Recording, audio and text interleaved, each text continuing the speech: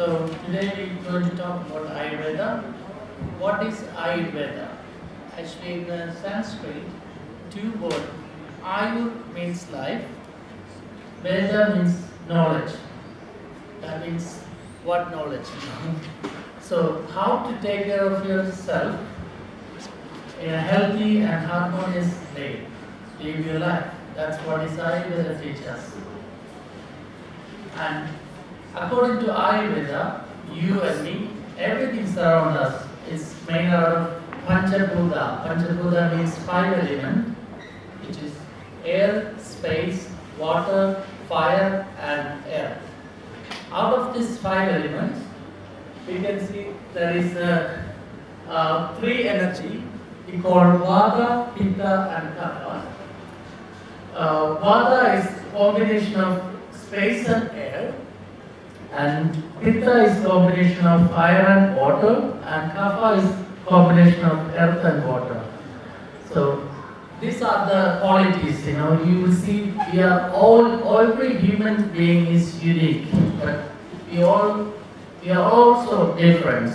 We look different. Our sizes are different. This is what it is Ayurveda, like I'm telling. Out of these five elements, you can see the Kapha. Ma võtan kahe sõnaga kokku, et eesti keelde ka selle, et Ayurveda on siis eluteadus, teadus sellest, kuidas elada nii, et meil oleks hea olla, et me oleksime terved. Ja Ayurveda järgi koosneb koos me meie ise ja kõik meie ümber 5 elemendist, mis on siis maa, vesi, tuli, õhk ja ruum. Ja nendest elementidest on tuletatud siis dosha tüübid, mis siis määravad ära meie olemuse, ehk et siis selle, millised me välja näeme, kuidas me peaksime toituma, kuidas me peaksime elama. Ja need 3 doshat on Vata, Pitta, Kapha ja nende omadused on siis Vatal on ruum ja õhk, Pittal on tuli, vesi ja Kaphal on vesi ja maa.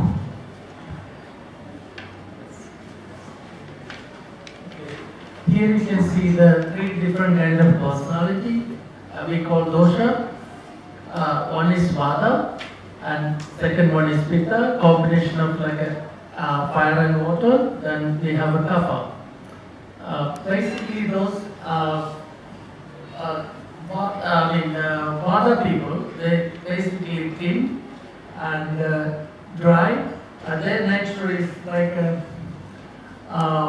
tendency to get cold, and Pitta is like this we talk about the Vata. Okay. So this is a typical Vata person who is balanced Vata.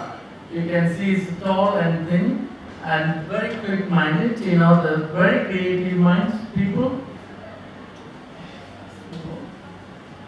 Jah, et Vata esineb ka looduses hooajana septembrist novembrini, ehk me praegu oleme siis sellest tuulises ja sellest õhu elemendist domineeritud Vata hooajas.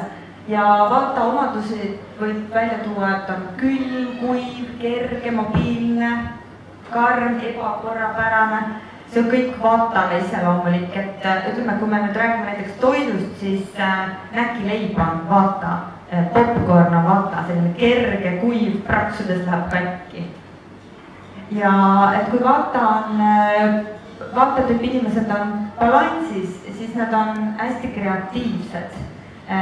On reeglina pikka kasvu, saleda kehaga, nad on sellised terava taibuka mõistusega.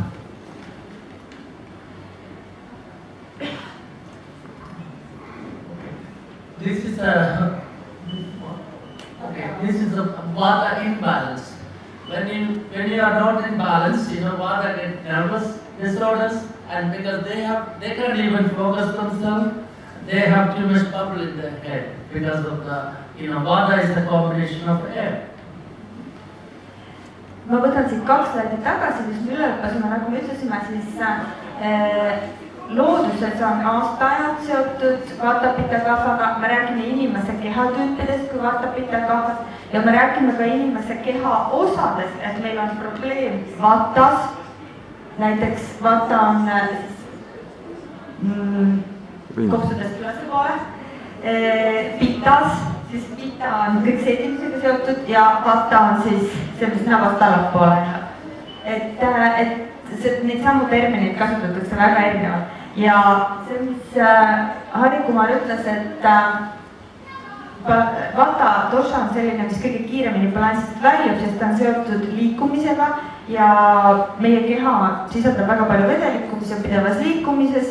Ehk et siis ütleme 70-80% haigustest saavad alguse tihti Vata dosha mittebalansis olemisest ja Vata on ka see dosha, mis väga kiiresti tõmbab kaasa ka teiste doshade mittebalansi, ehk et siis tekivad ka nii Pitas kui Kaphas häired. Ja Vatat seostatakse väga palju vaimse tervise balanssusega, vaimse heaoluga ja kui see dosha on paigast ära, siis esineb igasuguseid vaimse tervise häireid. Okay, here we have a Pitta person. Pitta date is June to August. And Pitta have a very blessed metabolism because they can easily eat anything they want because the element is fire. So whatever they eat really burn it out. That's why they always look medium figure people. And very successful in nature, they very often they like to have a leadership. They would like to be in power. Et Pitta aeg on siis kesksuvi, kui päike on kõrge. Pitta inimesed on väga heade juhi omadustega, nad on väga konkreetsed. Nad on spordis suhteliselt edukad ja neid võib iseloomustada kui kuum, terav, kerge, niiske. Ühesõnaga sellised hästi liikuvad, mobiilsed. This is what's happening, when they are out of balance. They get very fiery. I mean, they don't know what is, like a tornado. In the minute, you blow up everything. This is what is happening with the Pitta. Et kui Pitta kontrolli alt välja läheb, siis tekib raev. Okay, now the Kapha comes. Kapha is provide stamina and stability. Kapha is the earth and water. As you know, they give a very lovable people, easy going, but also they a little bit lazy. They get very hard to get movement. Kapha on siis südatalv meil. See on selline kahe jalaga maa peal oleks, sest Kaphas on väga palju maa-elementi ja Kapha inimesed on sellised rahulikud, armastavad, aeglased. Teda iseloomustab Kaphat, iseloomustab raskus, õlisus, pehmus, aeglus. Kaphal on väga raske ennast motiveerida kiireteks liigutusteks. And this is a problem with them, they have a big problem to lose weight because their metabolism very, very poor. And easily get Kapha score, increase more and more, they will be totally come out of balance. Ja kui Kapha läheb tasakaalust välja, siis meil tekib tohutu loidus ja väsimus ja väga suur ülekaal. As you said, early to bed and early to rise makes a man wealthy, healthy and wise. Et inglise keeles on selline hästi tore ütlus, et vara voodisse, vara välja, oled terve, rikas ja tark ka peale kauba. Ja vaatame, mis Ayurveda selle kohta ütleb. Here, now we have this is Ayurvedic daily clock. We're supposed to get up early morning, 6 a.m. to 10 a.m. is the Kapha period. So we must have to get up and start the day with a light breakfast and some exercise and move on Then I go to Pitta. Pitta start from noon, which is you have to take your main meal intake this time of the period, because this is the time our body is very high activate, and as you know the sun is up. So then let's move on to again 6 o'clock is the kapha. So you have to have your meal early as possible and also try to make a bed around 10 o'clock. That is a combination of Ayurvedic clock. Then again you see the after midnight is the pitta, the body will be activated, it's difficult to fall asleep. So.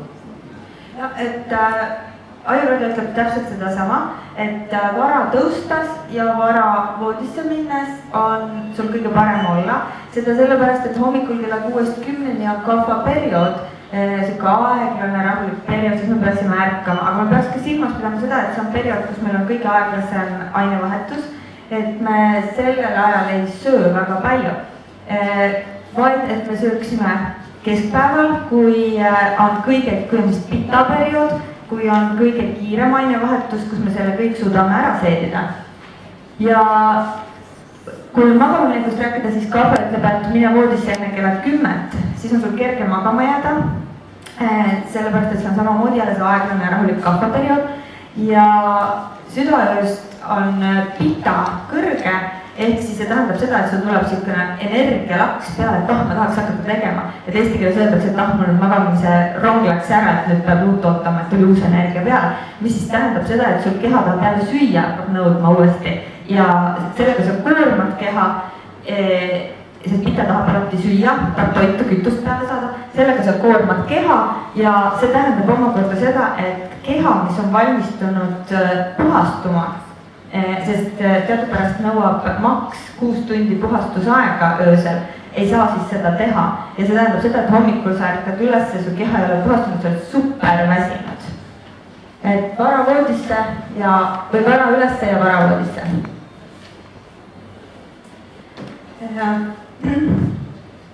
Ma räägin nüüd 2 sõnaga sellest, kuidas mina Ajurvedani jõudsin. See oli täiesti kokkusattumus.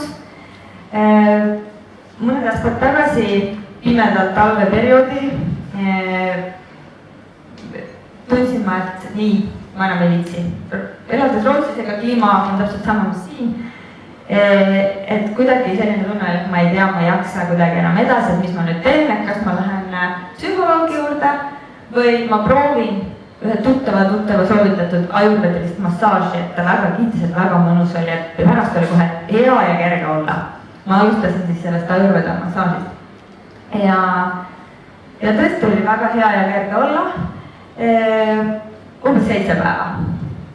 Siis oli kõik tagasi. Siis ma hakkasin huvi tundma, et huvitav, miks mul 7 päeva nii hea ja kerge olla ja miks see kõik tagasi tuli. Ja hakkasin natukene lugema selle kohta, et et kõik see, mis ma arvasin, et on tervislik, ei olnud mulle sobilik. Ja siis ma sain kokku Ajurveda arstiga, kes siis tegi mulle diagnostikatesti ja ütles, et kuule, et sa oled täielikult stressis. Minu nagu, kui nüüd rääkida kehatüübist, siis minu sünnijärgne kehatüüp on vata kapha, ema poolt vata, isa poolt kapha. Ehk siis palju õhku ja palju maad. Ja see kapha kipub kogu aeg ülekaaluna siis balansist välja minema. Ja kui teadupärast, kui meil on stress, siis keha hoiab stressi mõjul väga palju ülekaalu, siis rasva sinu kehas. Ja mida ma siis tegin, et või olin teinud ohtralt trenni, 6-7 korda nädalas, pikad trennid, hästi palju kardiovaskulaalset sporti.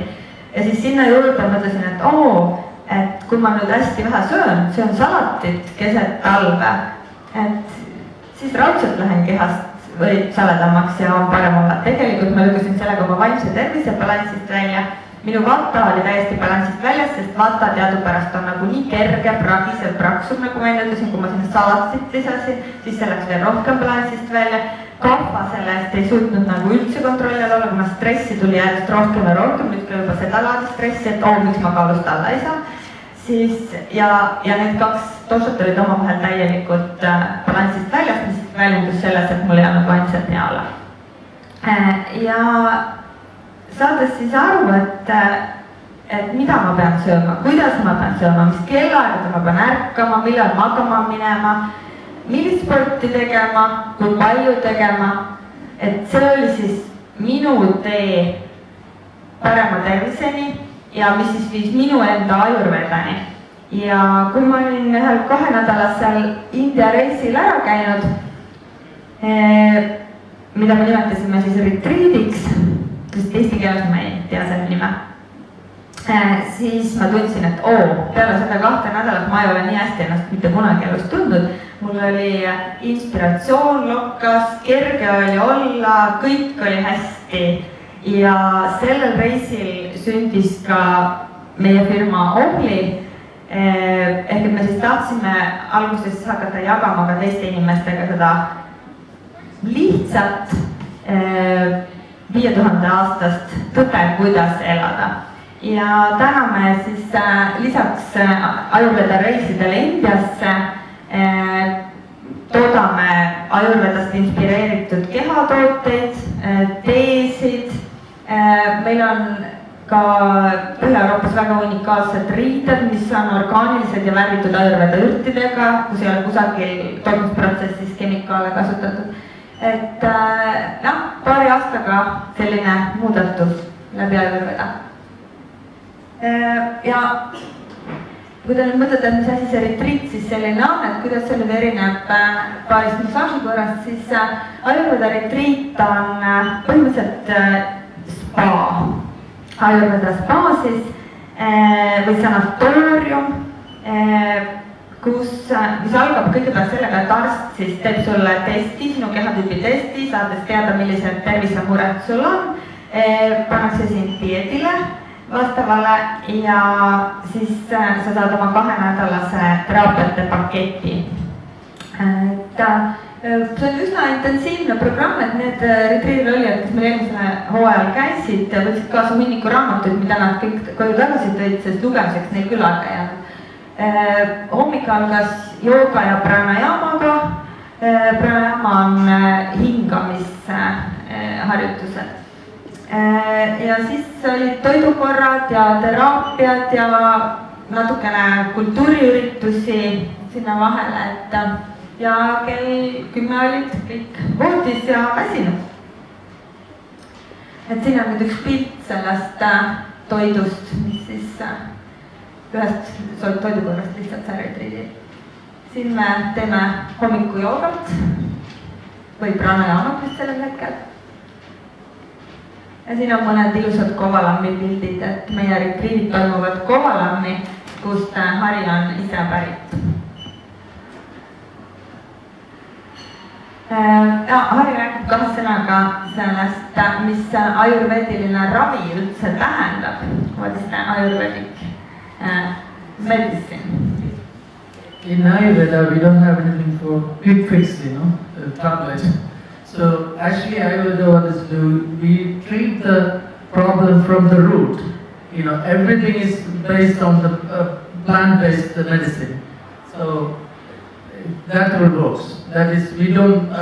That doesn't give us any other sort of problem, like. Ajurvedas ei ole olemas sellist asju nagu ibuprofeen või aspiriin, et mis kähkuva olu ära võtavad või sul kiiret boost'i annavad, et sul kohe kõik probleemid kaoksid. Ajurveda tegeleb haiguse juure juurde minekuga ja seal korrigeeringute tegemisega. Et kõik probleemid saavad alguse mingi dosha balansist väljas olemisest. Ja Ayurveda on ka selles mõttes teistmoodi läänemeditsiinist, et ta võtab ühtse tervikuna siis keha, vaimu ja hinge.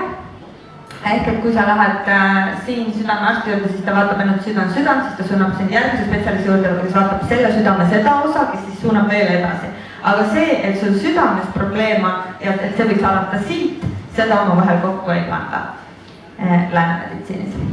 Yeah, all about the internal and external application of herbs to penetrate the toxins out of your body, eliminate the toxins.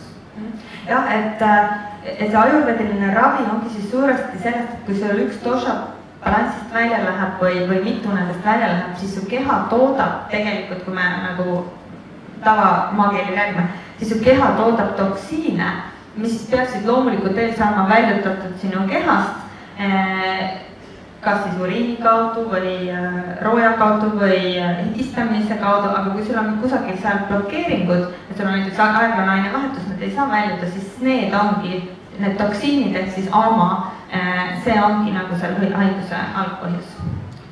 Also it's a very important role in the diet and also yoga, any sort of exercise that goes along with the Ayurvedic treatment.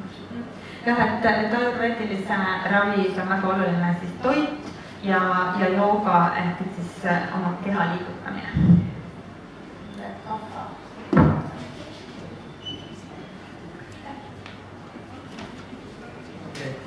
Here we just want to show you that kapha imbalance. Kapha is, like as we said, is a combination of mud, earth and water. So what will happen if you mix the earth and water is you make a clay. So it's like if you don't move enough, if you have a bad lifestyle, which is like a eating disorders, or eating too much of fat food, or too much of sleep, lack of exercise, so kapha score will increase. You will be like a more and more increase with the kapha score, and then you get naturally that will track to the diseases also, like some sort of tumors, cold, congestion, cough. These all the things is kapha related problems.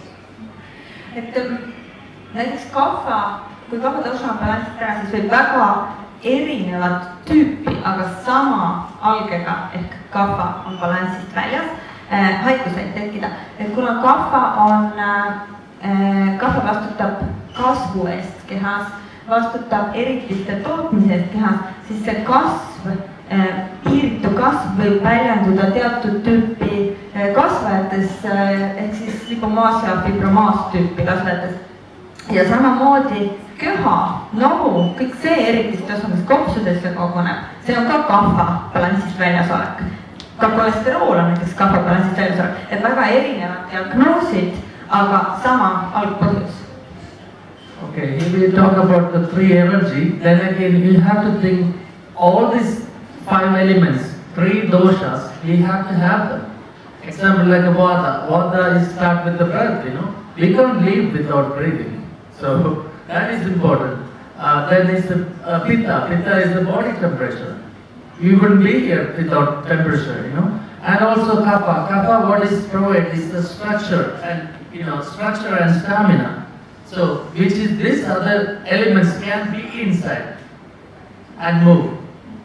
Et nüüd nagu jutt väga keeruliseks ei lähe ja keegi ei arvaks, et tal on üks ainukene dosha kehas või ainult üks ainukene või 2 elementi, siis tegelikult kõikides kehades on kõik elemendid olemas, sest muidu me ei saaks elada, kuna vata vastutab siis õhu eest, see on hingamine, pitta vastutab meie kehatemperatuuri eest näiteks, siis kapha annab meie kehale vormi, meil on kõik see olemas, lihtsalt meil on ühed teatud dosha või doshad on meil dominantsed. So none of these energies are not bad. People say, oh, I am vata or kapha. But what you need to do, you need to have everything in moderation. You need to have an adequate with a lifestyle. And like an example, like eating too much is a bad habit. Of course, that will drag you to the kapha level. Ja midagi veel, mida siia lisada, on see, et ajurvedas me balansseerime vastanditega, et kui sa oled nagu liiga palju kaphat, kui sa liiga palju seda raskust tunned, siis on sul puudu neid teisi elemente, siis pitas ja vatas olevaid elemente, siis on need vastandid balansseerivad. Okay, here we have some again slide, which is like a kapha need to avoid, salty, sweet, and sour, oily food because kapha have already this sort of quality in their body. They have too much of fluid, liquid in their body. So they should avoid the cold water. Example, I tell you, what will happen? If you take 2 pieces of butter cubes and put the water, cold water in one, and put the warm water in another cube, what will you see? You will see the warm water one, butter start melt. That is simple as you see. That's what is happening in our body also. Et siin on slaid sellest, et enne rääkisime, millised on need kapha dosha, siis millistes haigustes näiteks võib selle ebabalansus väljenduda, siis et millega me siis selle kapha niimoodi balansist välja lükkame, on selle liigse, magusa, soolase, happu ja rasvase õlise toidu söömisega just kapha puhul, sellepärast et temas on väga palju sellist raskust ja õlisust juba. Et näiteks kapha ei tohiks kunagi ka juua või üldse ei soovitata ajurvedas juua külma vett, eriti ohtlik on see kapha doshale, sest kapha on suurema vormiga ja kui sa mõtled nüüd seda, et kuidas nüüd väljutada neid toksiine kehast, siis on see ikkagi see leige ja soojamapoolne vesi see, mida kapha tüüpi inimene peaks jooma, sest Harri siin näitena 2 võitükki, mida panna siis külma vette või sooja vette, et selge on see, et soojas vees olev või hakkab sulama, ehk et siis see liigub kergemini kehast välja. Et selle slaidi peal siis on mõned pildid toiduainetest, mis võiks kapha doshale sobida. Ja me oleme täna väga kapha kesksetest, me pidime ühe näite lihtsalt tooma. Et kõikidest doshadest me siin laval rääkida ei jõua. And also they are only allowed to sleep 6 hours. Water needs to sleep 8 hours. Väga vähe, 6 tundi. Vaata võiks magada 8 tundi, et ta vaimne stabiilsus oleks. So strictly what you do, if you are a kapha person, you are adapting other 2 store on you, like a pitta and vata, you are adding up into kapha. So you decrease the kapha. That's what is happening. Or if you are lack of, kapha, so you need to add it. Like that's an example, like a vata people, they are very, like people you see, they just skin covering around the bone. So very super thick. Those sort of people need to have a little bit more kapha score on them. They need to add it up. So that's why in Ayurveda we give them pure ghee. When they, people tell them to intake, like olive oil is a very good fat for those kind of people. Et nagu ma siin ütlesin, et siis me balansseerime ajurvedas vastandeid vastanditega, et kui me nüüd vatat näiteks toome siis väga pikk, väga sale, väga kõhetu inimene kuiva nahaga, kuidas siis teda balansseerida, tal on vaja ka jällegi rohkem seda, mida kahval on, et siis rohkem seda vormi, tekstuuri, siis on see soe, ütleme selline raskem toit, mida õlisem toit, mis on nagu vatale sobilikum, et vatat balansseerida. Et meie retriidil on, meie ravimid on kõik taimedel põhinevad ja kõiki teraapiaid, mida arst määrab, et need on siis vastavalt doshale ja need teraapiad on tõesti erinevaid ja tõesti palju, et osad neist on väga mõnusad nagu igasugused massaažid, küll tehakse neid jalgadega, küll tehakse neid kätega, küll tehakse neid 4 käel ehk 2 terapeudi poolt, siis on olemas selline asi nagu potli, seal kõige ülemisel pildil, kus nende kotikestega selga tupsutakse, soojad, mõnusad õlikotikesed ürtidega, et siis on olemas selline aurusaun, see kast, kus Harri sees on, siis see on aurusaun, kui pea on väljas, sest pead ei tohi üle kütta. Väga erinevaid teraapiaid tehakse selleks, et siis neid toksiine kehast välja ajada. Ja siin on nüüd paar pilti minu isiklikest ravimitest, mida ma siis pidin seal sööma retriidil. Ja ajurveda ei ole mingi India teadus, see ei ole mingi religiooniga seotud. see ei ole ka ühegi etnilise grupiga seotud ja kindlasti peame rõhutama seda, et India toit ei ole ajurveediline toit, kui inimesed seda arvavad. Maailma tervishoiuorganisatsiooni raporti andmetel on siin toodud 63% surmadest on elustiilihaigustest põhjustatud. Ehk et siis 63% juhtudest saaksime me ise midagi ära teha selleks, et me nii vara ära ei sureks, elaks 100 aastani. Ja Ayurveda ei propageeri mitte ühtegi dieeti, ei toortoidu dieeti, ei paleo dieeti, vaid Ayurveda ütleb, et igal kehatüübil on talle sobivad toidud, sobivas koguses ja mitte sobivad toidud. Näiteks kui toitu valmistada, siis Ayurveda ütleb, et selles peaks esinema 6 maitset, magus, happu, soolane, terav, mõru ja kohtav. Ja kohtav maitse on siis see, mis natukene keele niimoodi paksuks teeb, et kui eestlased aru ei saa, mis asi saa. Ja need toidud on ka kõik emotsioonidega seotud, aga me väga põhjalikuks siin ei saa minna.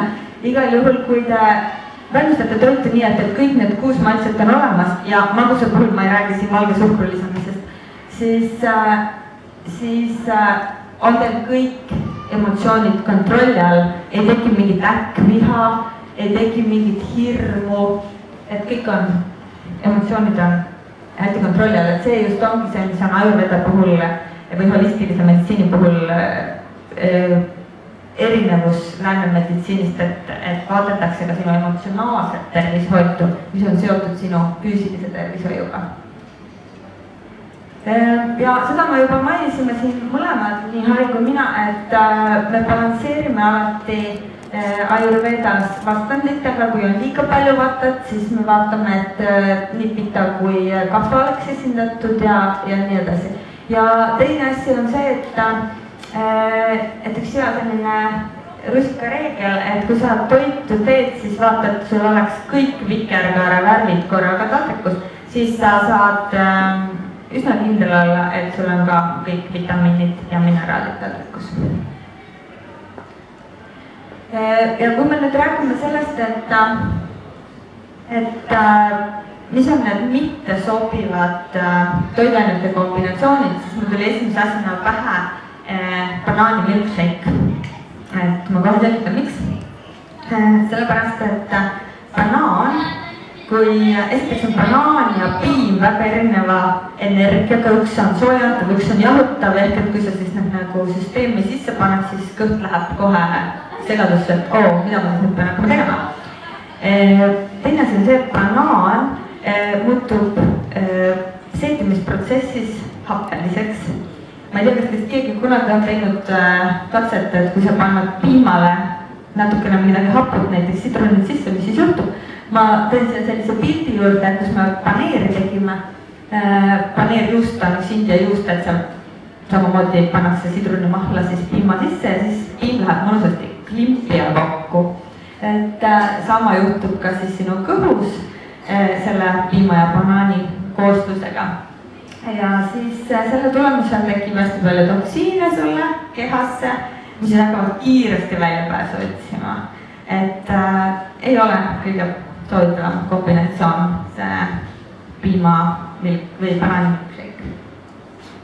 Sündinud oma individuaalse kehatüübiga ja kellel on huvi, siis kõik te võite võtta.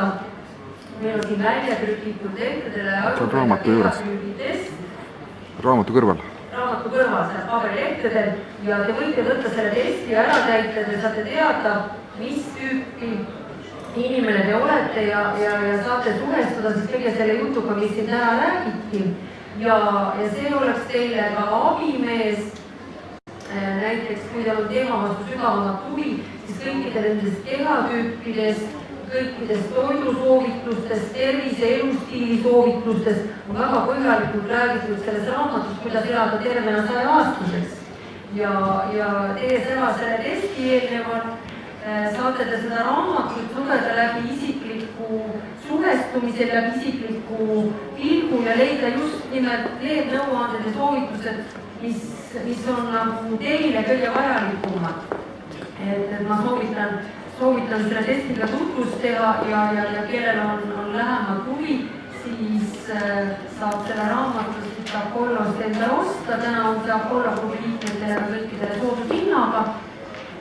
Ja väga tänan kõiki, kes on kohale tulnud ja oma tervise vastu huvi tunnevad ja selle raamatu vastu huvi tunnevad.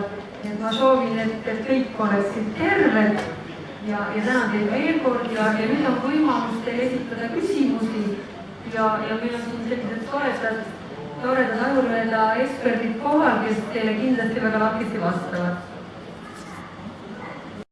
Harri mainis siin veel ka praegu sügisooajal on mett, hästi paljud inimesed kasutavad ja meile mõlemile väga meeldib Eesti mesi, me teeme seda siit alati ostmas.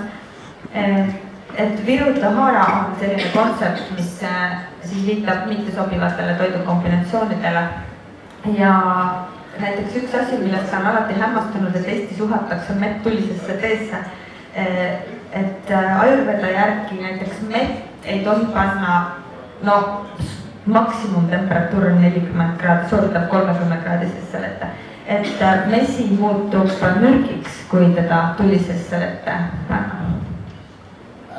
That means this honey is one of the super good things, you know. I mean, when you mix in the hot water, that is become like a little bit problematic. That's what I'm saying. Honey is one of the super stuff, you know, human can get.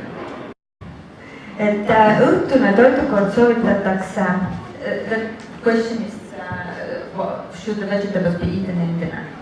For dinner. Sellega on nagu niisugune lugu, et väga palju ma spordiklubides käes on, ma olen ka aastaid sporti teinud ja ikka kuuled soovitust, et peale õhtust trenni mine koju ja võta siis natukene mingi kodujuustu või midagi sellist, et jube tervislik. Ei ole sellepärast, et proteiin on kõige aeglasema seedimisega. Kui sa seda väga hilja õhtul sööd, siis ta seedub umbes 4-6 tundi. Ehk et siis keha ei saa puhkeasendisse minna või puhkusele minna ööune ajal.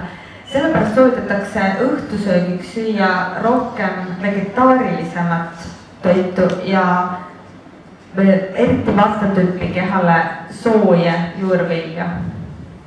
Et Harri rõhutas seda, et Ajurveda ei propageeri, et te sööksite kõik India toitu ja indipäraseid toite, vaid pigem räägitakse sellest, et süüa oma geograafilises lähipiirkonnas kasvanud puhast toitu. See on väga oluline. Mida vähem seda toitu on töödetud ja rafineeritud, seda parem. See on piima puhul näiteks mitte homogeniseeritud piima. Ma ei taha ühegi piimatootjaga kuskilt sellest pahu sisse minna, aga Ajurvedas arvab, et homogeniseeritud piim on ka laktoositaluvuse taga. Aga öelge palun, mis tingib õise, maitse ja maguse vajaduse? Et ilmselt on tegemist mingi halbuga selles, kui ma siin näitasin seda slaidi, et 6 maitset, et midagi nendest maitsetest on puudu. Tõenäoliselt on puudu magus maitse ja magusad maitset saab näiteks mõne näitena tuua ongi riis, on punapeet, maitse, ütleme siis ürtidest siis köömned, et nende lisamine nagu toitu. Ja üks asi on veel, et mõrumaitse, mida looduses tegelikult esineb kõige rohkem, aga mida meie toidulauale paneme kõige vähem, on selline asi, mida tasuks lisada toitudesse, sest mõrumaitse tasakaalustab kõiki teisi maitseid ja aitab kõige teistel maitsel esile tulla ja mõrudel maitsel on ka antibakteriaalne toime. Et ilmselt tuleb üle vaadata, vastus on see, et ilmselt tuleb üle vaadata see toidu tegemise osa, et kas kõik maitsed kõikides toidukordades on ikkagi esindatud, et miks see õine magustus. Your food should be your medicine. So you have to have all these 6 things. Yeah. Milline on ootav maitse? You know, people make a mistake when they are cough and cold and congestion. what they do, they keep drinking milk product and eat, like whatever, cheese, milk, yogurt. You completely need to avoid that because that is the cause of, because of the kapha problem. You are feeding more and more kapha. That is only increase. So that is, just say when you have a runny nose, you completely give up the milk products. Then you will gradually get better. So don't try to feed them and make it strong. Et toit peab olema meie ravim on ajurveda järgi, et kohe kui midagi on balansist väljas, siis seda saab toiduga toiduainetega korrigeerida. Ja küsimus oli, et mis on kootav maitse, ma just siin enne kirjast aega rääkisime, et see on nii kummaliselt eesti keelde tõlgitud, et keegi sellest hästi aru, mina kaasa arvatud alguses ei saanud aru. Põhimõtteliselt see on selline maitse, mis keele natukene paksuks teeb. Arooniad on näiteks kootav maitse. Siis kartul on ka kootav maitse. Kergelt sellise suus sellise täidlase tunde tekitab. Kas see ei ole seotud umamiga? Ei, see ei ole umamiga seotud see maitse. Ma mõtlen, et kõige parem näide ongi arooniad, et nagu keel läheb. You can also eliminate the splash. And also the white rice, it will increase the blood sugar level very high. If you have a diabetes or some sort of problem, you should avoid them. Brown rice is good. Actually, as I said earlier, it's other way around. It will help you to decrease. Et mida vähem siis rafineeritud riis, mida vähem valged on, seda parem, et kõik mida nimetus siis veel pakendiga basmati või midagi muud. Et mida Mari veel rääkis on see, et kuidas seda riisi, kui nüüd riisist rääkida, kuidas seda valmistada, siis vahe, kuidas Põhja-Euroopas seda valmistatakse, kus Indias valmistatakse, on natukene päris suur. Sellepärast, et Indias pestakse seda riisit väga kaua aega. Väga kaua pestakse ja lastakse seda keeme, siis lastakse seda vesi sealt ära. Ja see on sellepärast, et sellest riisist läks kahjulikke aineid välja. Ja Rootsis oli siin nüüd mõni aeg tagasi, paar aastat tagasi oli, et mingi teadusuuring ütles, et riisi sees on palju arseeni, et koolides siis piirati riisi andmist lastele. Aga see on sellest, et riisi ei keedeta korralikult, ei pesta korralikult.